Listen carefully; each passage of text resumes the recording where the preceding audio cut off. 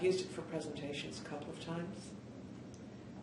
And it's very exciting to use, especially if you've become very accustomed to using PowerPoint, because PowerPoint is very, linear, straight ahead.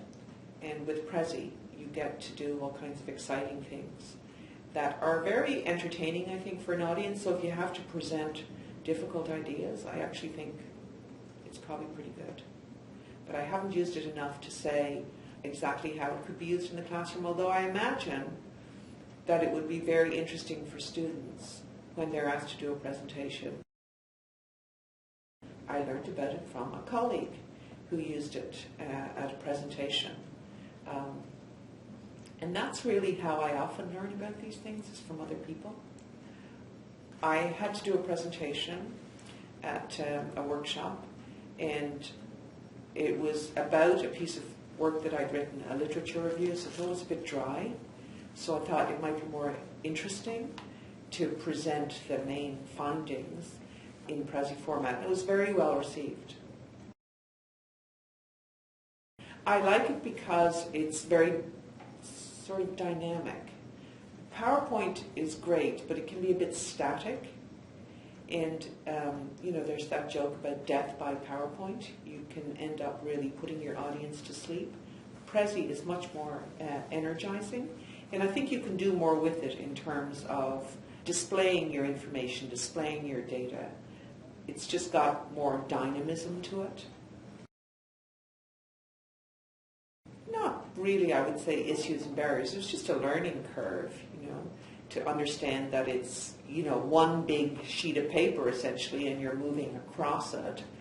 Like with any tool, when I begin to use it, I get a bit carried away with its potential, and I try to do too much with it. So I think with Prezi, I just got too giddy with it. But then I calmed down and realized, no, I don't have to change the shape of every single piece of information. I don't have to move constantly. So that was really, it's just the barrier or the issue was self-imposed. I think in the classroom it's a very good way to present, facts and figures. Maybe if you're planning a lesson, it's a very good way to introduce some of the main concepts as well. It's an attention grabber.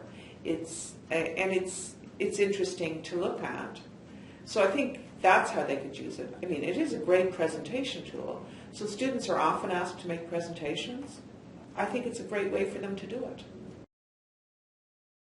It goes back to the idea that you learn how to learn, right? So you are presented with this new tool, and you really are learning a couple of things. Well, obviously you're developing some digital skill, but you're also thinking more about your audience and how to present material to your audience. There's also quite a lot of learning around how to present things visually. Those, I think, are the things that you learn when you're using it.